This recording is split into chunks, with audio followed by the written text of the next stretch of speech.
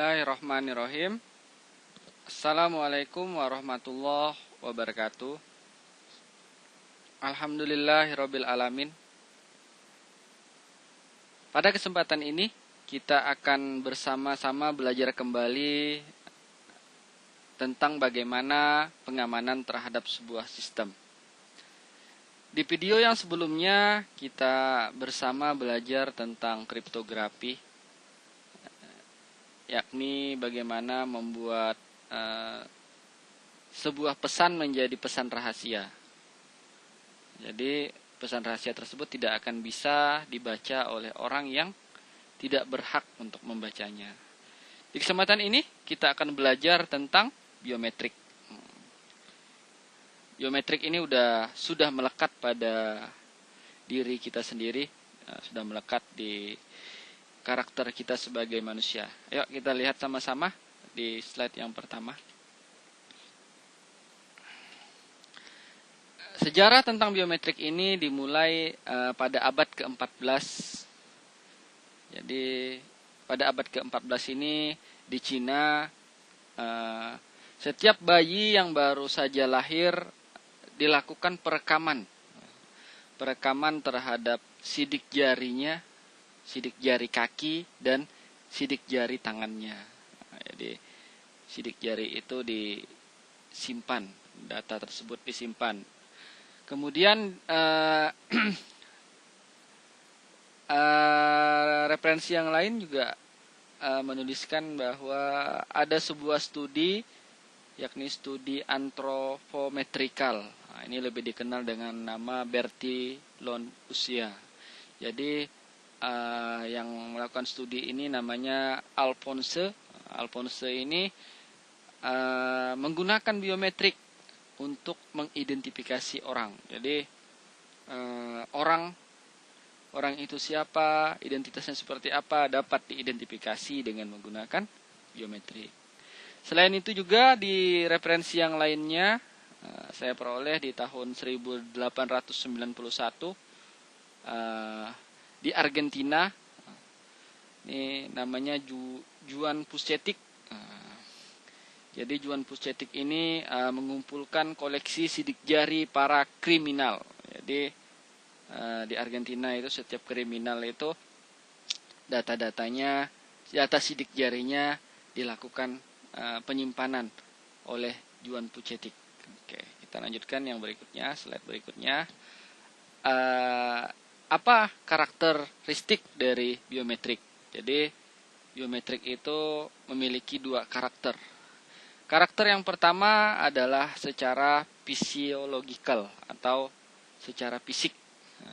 Jadi biometrik yang sifatnya fisik itu dapat kita hubungkan dengan tubuh atau badan kita sendiri. Apa itu contohnya? Misalnya sidik jari, kemudian wajah, kemudian garis tangan. Nah, garis tangan ini yang berasal dari telapak tangan. Kemudian iris mata atau retina. Kemudian tanda tangan digital. Itu adalah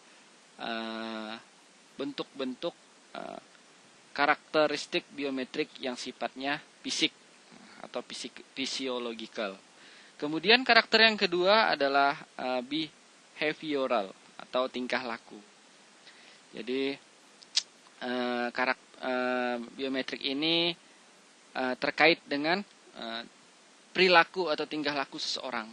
Misalnya bagaimana cara mengetik. Jadi tanpa kita sadari, cara kita dalam mengetik itu setiap orang itu pasti berbeda. Sulit sekali, bahkan bisa dikatakan tidak bisa kita benar-benar meniru. Misalnya cara mengetik si Budi dengan cara mengetik si Ani itu pasti berbeda. Jadi ternyata dari cara mengetik itu pun bisa dijadikan cara bagaimana penerapan untuk pengamanan sistem. Nah, jadi bisa dibayangkan nanti orientasinya kita mungkin di 5 tahun ke depan atau mungkin 10 tahun berikutnya nanti kita tidak lagi mindsetnya tidak lagi mengingat apa passwordnya, apa pinnya, tidak lagi seperti itu. Jadi pada saat mau login, misalnya mau login di Instagram, kita tidak perlu lagi login dengan memasukkan username dan password, tidak perlu lagi. Nanti kita cukup di halaman loginnya kita cukup mengetikkan apa saja, bebas kita ketik. Nanti sistem yang akan mengenali, oh ini saat ini Budi yang akan login. Kita cukup mengetik. Sistemnya akan mempelajari bagaimana pola dari cara mengetik setiap orang. Dari pola si Budi seperti ini, pola si Ani seperti itu. Jadi sistem yang udah bisa mempelajari. Jadi tidak perlu lagi kita mengingat password. Kemudian behavioral juga tanda tangan. Jadi tanda tangan ini bisa masuk kedua bagian. Tanda tangan yang sifatnya secara fisik dan tanda tangan yang sifatnya secara perilaku. Karena kalau yang sifatnya secara perilaku ini ternyata pada tanda tangan digital itu walaupun kita mencoba meniru tanda tangan orang lain, ternyata penekanan terhadap tulisan atau tanda tangan itu akan berbeda antara setiap orang. Jadi walaupun mencoba meniru persis sama, tapi sistem akan mengenali persis nanti tanda tangan ini milik siapa, apakah milik si Budi atau milik si Ani. Jadi udah bisa diidentifikasi dari tanda tangan tersebut. Kemudian behavioral juga adalah suara. Jadi suara kita nanti loginnya pakai suara. Tinggal ngomong. Pada saat kita ngomong, sistem sudah mengenal. Oh ini suara si Budi atau suara si Herman. Sistem sudah tahu. Tanpa perlu kita mengenalkan diri. Ini suara Herman, tidak perlu seperti itu. Kita cukup berbicara, nanti suaranya ditangkap oleh sistem yang akan mengenali. Oke, kita lanjutkan ke slide yang berikutnya. Apa saja kegunaan dari biometrik? Jadi, saya yakin kemungkinan kita semua di sini sudah memiliki yang namanya EKTP, elektronik KTP. KTP itu kartu tanda penduduk. Mungkin kita sudah ingat pada saat kita mau awal membuat KTP, kita diminta melakukan perekaman sidik jari, kemudian telapak tangan, kemudian kita diminta juga tanda tangan, kemudian kita juga difoto, diambil wajah kita seperti itu. Nah, itu data-data tersebut adalah data biometrik yang mereka simpan untuk membuat EKTP. Kemudian juga di kartu ATM. Kalau di kartu ATM itu biasanya kita diminta untuk tanda tangan. Nah, tanda tangan di kartu ATM-nya, di bagian belakangnya itu yang dilapisi dengan magnetic tape warna hitam itu. Oke. Kemudian kegunaan yang lainnya adalah untuk internet akses dan kontrol login ke komputer. Nah, jadi itu udah kita sampaikan. Jadi nanti kita login itu, misalnya login ke handphone kita. Nah, login lagi tidak perlu lagi kita masukkan username dan password. Cukup kita tempelkan. Sekarang sidik jari kita, langsung dia akan masuk ke sistem. Atau cukup kita dekatkan kameranya ke wajah kita, langsung akan masuk ke halaman berikutnya setelah halaman login. Seperti itu. Kemudian kegunaan lainnya adalah sistem keamanan untuk verifikasi paspor. Nah, jadi gunakan juga untuk verifikasi paspor atau tiket dan bagasi. Kemudian yang berikutnya adalah sistem portable untuk pengenalan individu pada kepolisian. Nah, ini identik dengan yang namanya forensik. Nah, ini ya. Jadi biometrik ini juga berdekatan keilmuannya dengan forensik. Nah, jadi misalnya contoh kepolisian itu mereka memiliki penyimpanan atau database yang berisi data-data residivis. Residivis itu adalah data kriminal. Jadi misalkan si Budi adalah seorang kriminal, nanti sidik jarinya, kemudian biasanya telapak tangan disimpan. Data biometrik tersebut disimpan di database kepolisian. Jadi ketika si Budi ini keluar dari tahanan atau dari penjara, nanti ternyata terlibat lagi kasus yang berikutnya. Jadi ketika dia terlibat lagi kasus yang berikutnya, data si Budi ini sudah ada atau sudah bisa dilakukan identifikasi oleh kepolisian. Oh, ternyata si Budi ini tidak sadar dengan kejahatan yang sebelumnya, masih saja melakukannya. Artinya data tersebut sudah bisa ditemukan kembali di database kepolisian. Jadi seperti itu. Kemudian juga dapat digunakan juga untuk identifikasi korban kejahatan. Jadi misalkan contoh, terjadi sebuah kasus pembunuhan. Di kasus pembunuhan tersebut wajah dari si korban sudah tidak dapat dikenali. Tapi ternyata dengan biometrik ini, walaupun wajahnya sudah tidak dapat dikenali, kepolisian tetap bisa mengetahui korban ini siapa. Berbagai macam cara bisa dilakukan, misalnya dengan cara mengambil atau menggenerate data biometriknya. Nanti misalkan diambil sidik jarinya, diambil data-data yang mungkin masih bisa digunakan. Seperti itu. Jadi setelah data-data biometrik yang ada pada si korban itu diambil, baru nanti kepolisian akan dapat mengenali, oh ini ternyata yang menjadi korban adalah si Budi, misalnya si Budi. Seperti itu.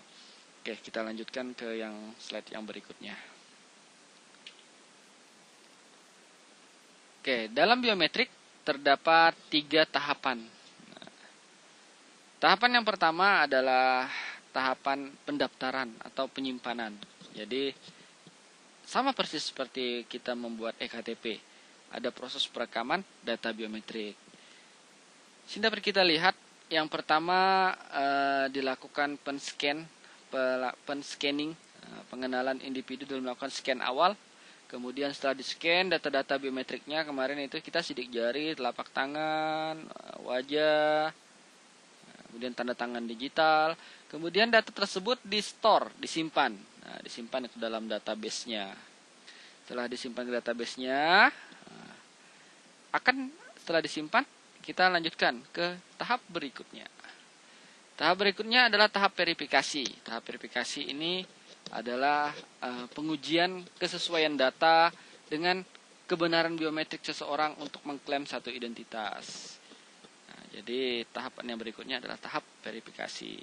Jadi di tahap verifikasi ini akan diuji benar enggak bahwa data sidik jari ini adalah milik si Budi. Data sidik jari, data telapak tangan ini adalah milik si Budi. Seperti itu. Bukan milik si Herman. Jadi tahap verifikasi ini yang dilakukan pengujian kesesuaian data dengan kebenaran data tersebut. Setelah itu tahap yang terakhir adalah tahap identifikasi. Tahap identifikasi ini adalah pencarian atau perbandingan dari biometrik dari database yang ada. Jadi misalkan nanti anggaplah KTP kita hilang. KTP kita hilang. Pada saat KTP kita hilang, nanti kita cukup menggunakan salah satu dari data yang telah dilakukan perekaman sebelumnya. Misalnya salah satunya adalah menggunakan telapak tangan. Telapak tangan tersebut kita scan kembali atau kita scan kembali di sistem. Nah, dari telapak tangan tersebut nanti sistem atau database-nya akan langsung menampilkan, oh telapak tangan ini identitas yang punya adalah si Budi, seperti itu.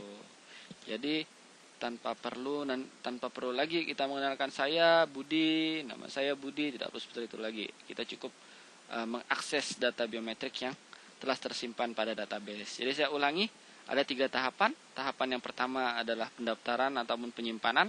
Tahapan yang kedua adalah verifikasi dan tahapan yang ketiga adalah identifikasi. Oke, lanjutkan yang berikutnya. Pada biometrik ada yang namanya faktor perbandingan. Jadi tadi udah kita sampaikan di awal, biometrik itu terbagi dua bagian atau terbagi dua karakter. Karakter yang pertama adalah tentang fisik, karakter fisik. Karakter yang kedua adalah tentang perilaku. Jadi misalkan karakter yang fisik dulu. Yang fisik misalnya kita ambil biometrik menggunakan sidik jari dan biometrik yang menggunakan retina. Oke, kita bandingkan bersama biometrik fisik antara biometrik yang sidik jari dengan biometrik yang menggunakan retina. Untuk membandingkan kedua biometrik tersebut, kita harus melihat faktor perbandingannya. Di sini ada 7 faktor perbandingan. Yang pertama adalah keumuman. Nah, keumuman itu artinya adalah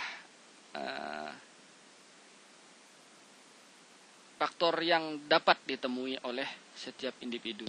Kemudian keunikan, keanehan atau keunikan biometrik yang ada pada setiap individu. Kemudian faktor ketahanan.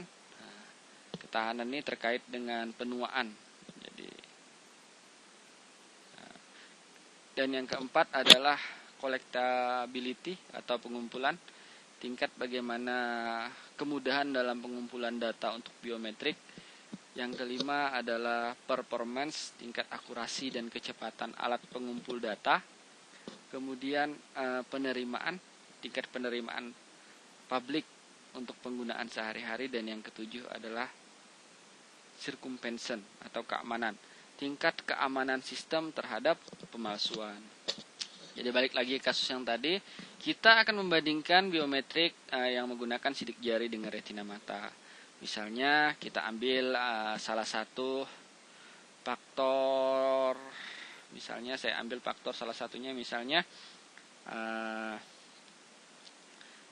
tentang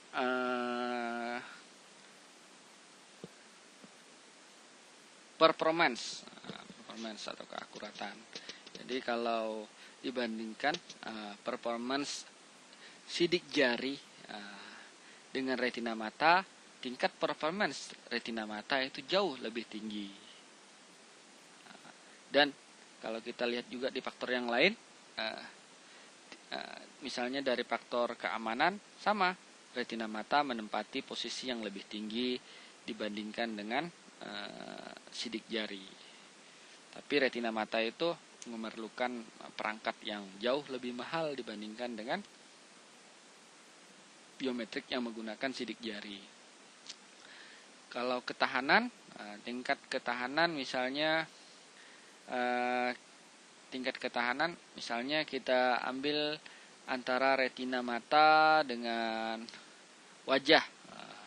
Tingkat ketahanan retina mata jauh lebih tinggi dibandingkan dengan wajah, karena wajah nih otomatis usia kita bertambah, wajah kita pun akan ikut menua, seperti itu. Oke, jadi kalau yang sifatnya fisik biasanya kecenderungannya tingkat ketahanannya itu akan terus berkurang seiring dengan bertambahnya usia. Jadi oleh karena itulah biasanya pembuatan sistem keamanan itu lebih cenderung menggunakan biometrik yang sifatnya perilaku. Oke, nanti kita lihat ya. Ini kita lihat di slide berikutnya, ini ada perbandingan lengkap antara beberapa biometrik, tapi di sini saya perhatikan masih biometrik yang sifatnya fisik. Nah, itu ada face, pinjer itu sidik jari, hand tangan, telapak tangan, iris dan signature dan voice. Nah, di situ ada H itu artinya height, M medium, L low, UNF universality, DST distinctness, permanent, call itu collectability, PFM performance, ACC acceptability dan circumvention. Ini sama ya dengan yang di atas ini. Udah terurut ya. Nih, keumuman, keunikan, distinctness, tahanan permanen dan seterusnya. Oke. Jadi di sini bisa udah dibandingkan. Misalnya di sini hand itu telapak tangan. Telapak tangan itu telapak tangan acceptance-nya medium. Tingkatnya medium. Sedangkan kalau wajah ini acceptance-nya lebih high, lebih tinggi dibandingkan dengan hand. Oke, seperti itu. Oke, kita lanjutkan ke slide yang berikutnya. Apa yang menjadi kelebihan dari biometrik? Ini kelebihannya. Jadi, kita udah belajar kriptografi. Kalau mau dibandingkan antara kriptografi dengan biometrik, ini kelebihan biometrik. Yang pertama, tidak dapat hilang atau lupa. Jadi kalau kita pakai password saja, bisa saja passwordnya lupa, ya kan? Apalagi usia kita makin bertambah, ya semakin susah bagi kita untuk mengingat apa ya passwordnya kemarin ya, seperti itu. Kemudian di biometrik juga sulit diduplikasi atau di-share ataupun dipindah tangankan. Kan tidak mungkin. Anggaplah wajah, kita loginnya menggunakan wajah. Kan tidak mungkin wajah kita pinjamkan ke orang lain yang juga mau login. Atau tangan. Untuk loginnya menggunakan telapak tangan. Sangat tidak mungkin kalau orang lain mau login dia pinjam tangan kita dulu. Seperti itu kan. Jadi sulit diduplikasi ataupun dipindahkan. Kemudian keaslian jauh lebih terjamin. Asli, ini telapak tangan ini pasti miliknya si Budi, bukan milik si Ani ya. Itu dah pasti tidak diragukan keasliannya. Kemudian keunikan. Jadi pasti unik. Tidak ada orang di dunia ini memiliki sidik jari yang sama. Walaupun saudara kembar mungkin, saudara kembar pun walaupun mereka dilahirkan dari satu ibu, pasti di antara mereka berdua memiliki keunikan. Keunikan itulah yang dimanfaatkan oleh biometrik. Oke, kita lanjutkan ke slide yang berikutnya. Di slide yang berikutnya ini kita akan mencoba mendiskusikan tentang beberapa item yang mungkin tidak kita bahas di materi yang sebelumnya. Oke, untuk diskusi kita lanjutkan di video yang berikutnya. Saya akhiri materi biometrik pengantar. Nanti kita lanjutkan di video berikutnya tentang diskusi kita tentang topik-topik yang mungkin tidak dibahas pada materi biometrik yang kita bahas sebelumnya. Oke, terima kasih. Saya akhiri. Assalamualaikum warahmatullahi wabarakatuh.